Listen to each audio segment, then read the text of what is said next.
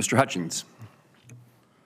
Chairman Moran, Ranking Member Blumenthal, and members of the committee, thank you for the opportunity to speak here today.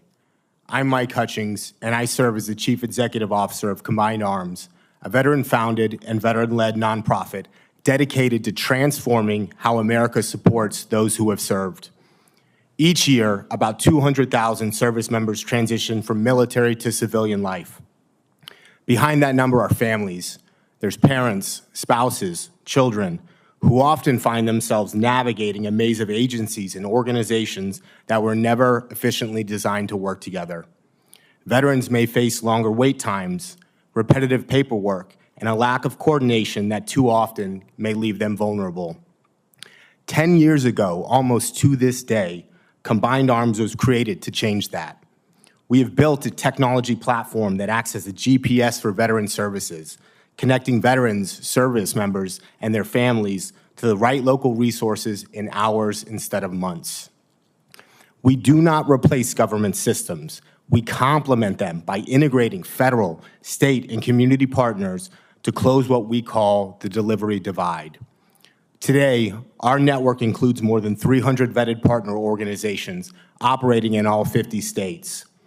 Together, we have connected over 100,000 veterans and families to critical support and coordinated more than 175,000 referrals for things such as housing, employment, mental health care, and financial assistance.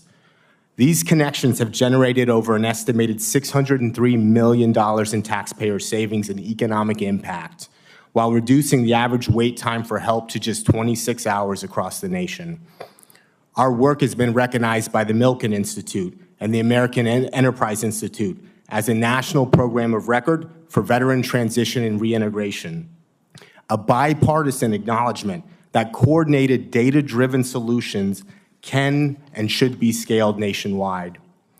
But we also recognize the challenge, an oversaturated and hyper-fragmented landscape with nearly 45,000 nonprofits in the veteran services space.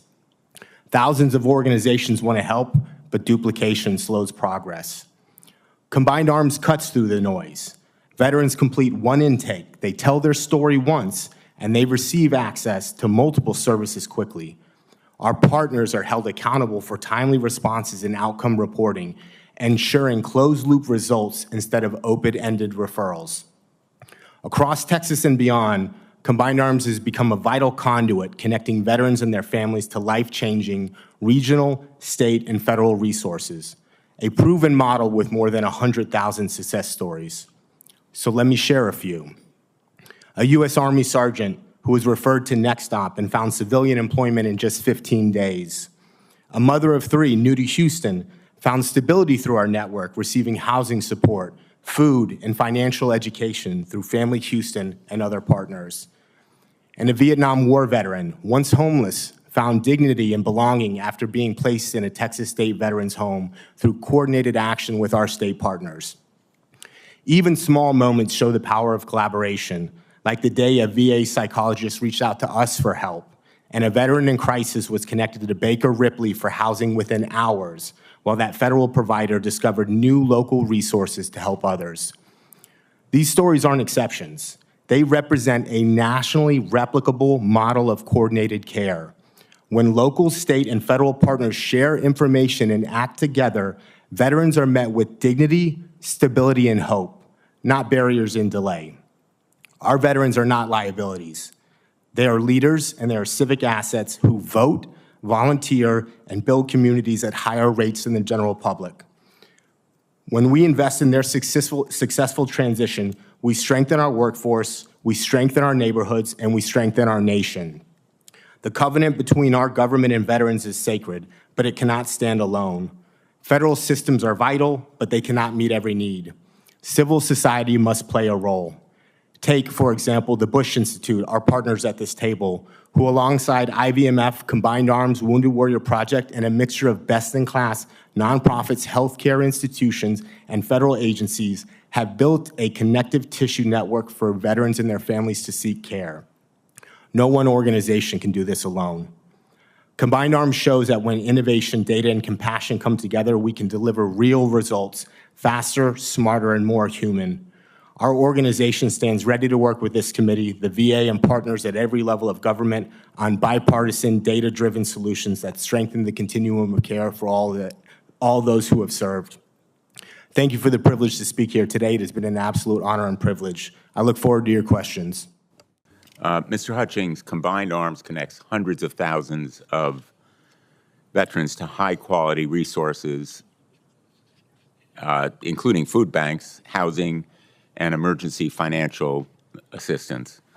Your organization has reported, I believe, an increased reliance by veterans' families on food banks and financial and housing assistance. The Trump administration, as you well know, has refused to distribute SNAP benefits. It's a disaster for many of those recipients, if not all of them, but particularly for 1.2 million veterans who rely on SNAP. There are certain populations of veterans who are most at risk for homelessness and hunger, and how do you target them for services? Thank you for your question, Senator. It is a very serious concern, and thank you for bringing attention to it. What we have seen, data drives everything that we do at Combined Arms. And so we look at the data on a daily basis, and we have right now over 70 different data visualization dashboards on the pulse, the health, the demand of veterans and military families across the nation based on real-time transactions that occur in the system. And so here recently, we have seen a surge in food insecurity and housing assistance requests. For food insecurity, within the past 30 days, about a 46% month-over-month increase in food security assistance, and then around 36% in housing support, financial assistance, rent, mortgage, utility payments. And I think that's the beauty of this collective network in organizations like Combined Arms, that if there are gaps and if there are pauses in the government, organizations can stand ready to help fill these gaps from a short-term capacity, not long-term, but short-term capacity. And I think with continued opportunity for integration with federal agencies, we can be more prepared in the future, more resilient, and ensure that veterans and military families get the support that they need. Thank you. Thank you. You know, I don't know quite how to say it, but for me, any veteran household going hungry is an abomination. Any veteran going homeless is absolutely abhorrent. And I want to thank all of you because I know you're seeking and in many instances succeeding in providing for veterans in the face of these gaps in federal support. Thank you, Mr. Chairman. And finally, Mr. Hutchings, I'm fascinated by your website. And in fact, coming into this hearing, not being fully aware of what Combined Arms did, my suggestion was that the VA should create such a website, but it sounds like you've pretty well done it.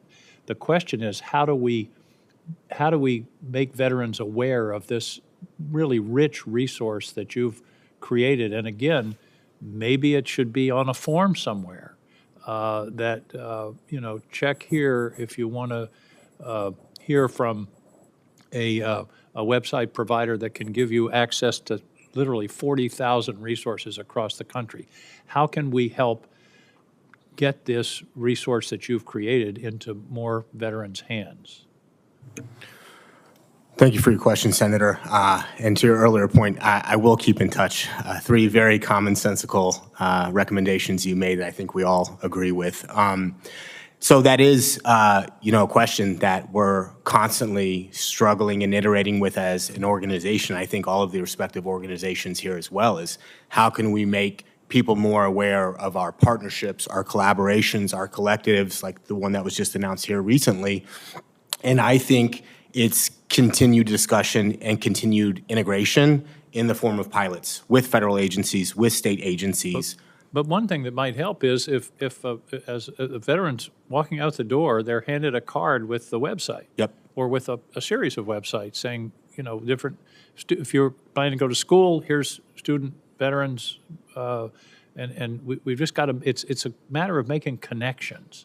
And again, I'm trying to think of how this can be done through the official process where everybody is passing through, rather than people who hear it by word of mouth. So make some Senator, if I suggestions on could, that. you Please. said it at the beginning of your remarks. If the DOD and the VA were working together to spend as much on transition as we do on recruitment, it's bringing the Department of Defense to the table as well to hold an equal part and an accountable part to that transition. Yeah, and we're spending most of the time here talking about the VA, but the Department of Defense is a big, big part of this. That's where it starts. So, again, share your ideas, but I think this is a very important hearing. Thank you again, Mr. Chairman. So how do we make sure, given that so many of your organizations, they're not affiliated with the government in any way, it's just like really good people wanting to do good things for our veterans, how do we make sure that there's some strategic use of resources and we don't have repetitive organizations, you don't have what we call silos of excellence over here that don't talk to each other? I don't know if, Mike, you want to take that or who wants to take that, but I'm worried that we have all this great effort, but it's not at all, it's sometimes redundant in effort. Thank you, Senator. And you are 100% correct. There is incredible repetition within the support space and duplication of effort. I think there was a great component called out from a cohesive and collaboration perspective, a national veteran strategy to better identify the guidelines and principles, and then a national veteran data commons, like Mr. Lyons said, about integrating disparate data sets together, pulsed in with state agency data, with community-based organization data mapped, parsed, standardized, to basically have real-time needs and demand signals of what veterans and military families need at the national level. So a strategy and a data-informed strategy is what I I feel recommend. like if you gave this to a bunch of really smart 24-year-old programmers, like, okay, we have all this data, how are we going to, maybe it's you, how are we going to make this easy and accessible, and we could get at this problem. But my time is over. Thank you, Chairman. Appreciate your work, everyone. Is there anyone who wants to make certain that something that needed to be said that wasn't said wants to say it? Oh, Mr. Hutchins. Yeah, Mr. Chairman, just one point that you were asking the panel of, what should I be informing veterans returning to my home state? What should I put on social media or my website? I think one of the things to look at, especially to Mr. Lyons' point about 80% returning back to the state that they come from or where their spouse is from, it's looking at the state agency level from a secretary and commissioner of your either Department of Veteran Affairs, Department of Veteran Services, what systems in place. That's what we very typically see in states, is people returning to their communities and very quickly connecting with those state agencies for local support. We've done an analysis of all 50 states, and over 95% have no digital infrastructure or service delivery mechanism. It's a website with signposting and a directory which becomes outdated. There is no continuum of care, no closed loop process. So looking internally at that state system of support, whether you could recommend that or provide a little nudge to get the state moving forward would be something I would recommend, sir. That's a really good suggestion. Thank you.